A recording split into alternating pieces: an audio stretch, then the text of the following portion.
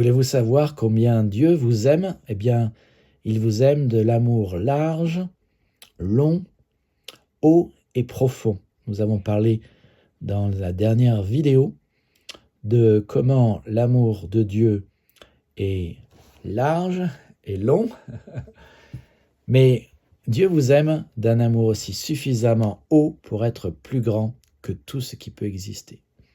Romains 8, 39 nous rappelle que ni les puissances, ni la hauteur, ni la profondeur, ni aucune autre créature ne pourra nous séparer de l'amour de Dieu manifesté en Jésus-Christ notre Seigneur. Notez, ni les puissances, ni la hauteur ne pourra nous séparer de l'amour de Dieu. Ça veut dire que l'amour de Dieu est plus fort, plus tenace et plus haut. Alors, vous savez, dans ma vie, j'ai traversé plusieurs choses fortes, grandes et hautes. Je sais que certaines choses paraissent très fortes, très hautes, très grandes, à certains moments, à un tel point qu'on peut se sentir tout petit, un peu comme David devant Goliath. Peut-être que le mal que vous avez fait est grand, que vous n'arrivez plus à vous pardonner et à avancer. Peut-être que vos enfants sont sur les hauteurs de la crise de l'adolescence et vous parlent de haut. Peut-être que vous vous êtes disputé avec votre conjoint à un tel point que vous avez haussé le ton et vous ne voyez pas comment effacer cela. Peut-être que votre masse de travail est tellement énorme, votre dossier, votre pile de dossiers est tellement haut que vous avez l'impression que vous allez passer sur le rouleau compresseur. Peut-être que c'est le défi qui est devant vous qui est tellement grand que vous ne voyez pas comment en sortir. La bonne nouvelle, c'est que l'amour de Dieu est beaucoup plus grand que cela.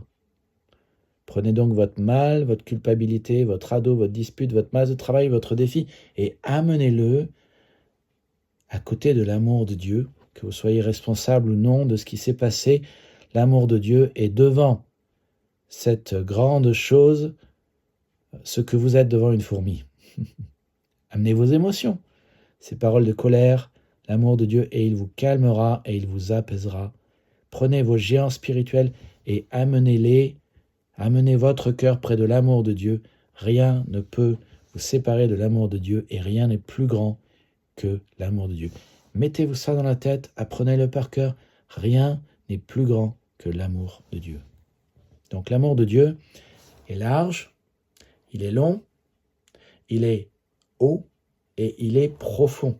Il est suffisamment profond pour répondre à vos besoins les plus profonds. Dans le psaume 40, verset 13, David dit: « Des maux sans nombre m'environnent, les châtiments de mes iniquités m'atteignent, et je ne puis en supporter la vue, ils sont plus nombreux que les cheveux de ma tête. » Alors ce que j'aime avec Dieu et avec ce verset, c'est qu'il nous montre avec réalisme à quel point nous sommes, à quel point un croyant et un responsable peut être profondément dans un problème. C'est peut-être là que vous êtes, mais quel que soit le problème, aussi profond soit-il, l'amour de Dieu est plus profond que votre problème, et il le sera toujours. Vous connaissez tous, je crois, l'histoire de Corrie et de Betsy ten Boom. Toutes deux chrétiennes, vivaient aux Pays-Bas, au cachet des Juifs. Elles ont été déportées en camp de concentration. Elles ont vu tant d'atrocités, et un jour, Corrie a dit à Betsy: « Cet endroit est le puits de l'enfer. » Mais Betsy lui répondit: « Il n'y a pas de puits plus profond que l'amour de Dieu. » Et c'est très juste. Cela nous rappelle que même dans un camp de concentration, même dans quelque chose qui ressemble au puits de l'enfer, l'amour de Dieu est plus profond et plus fort. Donc même si vous êtes en prison, Dieu s'y trouve. Même si vous êtes dans les ténèbres les plus profondes, Dieu est là. Même si vous êtes dans la fosse, Dieu vous en sauve. Il m'a retiré de la fosse de destruction, dit le psaume 40, verset 2. Même si vous êtes dans la bouse de vache, vous voyez, j'utilise pas le mot vulgaire français, mais le psaume 113, 7 à 9 dit: « Du fumier, il relève l'indigent. » Pourquoi? Parce que son amour est plus profond.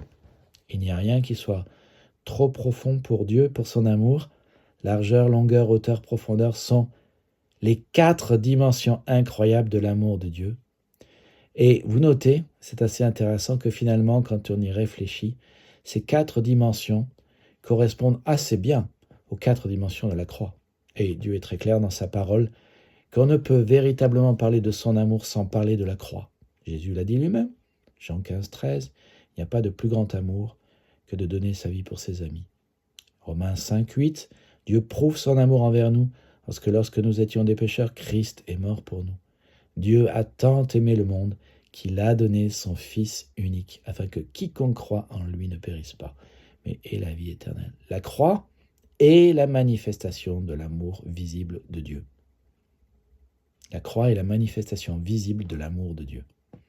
Elle montre la quantité d'amour qu'il a pour vous. Elle montre la qualité d'amour qu'il a pour vous. C'est comme si à la croix, Jésus disait « Je t'aime tellement que je suis prêt à souffrir et à mourir pour que tu n'ailles pas en enfer, mais au ciel, et que tes péchés soient pardonnés. » Quelle belle nouvelle! C'est comme cela que Dieu vous aime. Dieu ne veut pas que vous soyez séparés de lui. Il veut que vos péchés soient pardonnés. Il veut que vous puissiez aller au ciel. Il veut que vous soyez sauvés. Il veut que vous soyez restaurés au fond de votre âme. Il veut que votre âme aille bien. Il veut que votre cœur aille bien.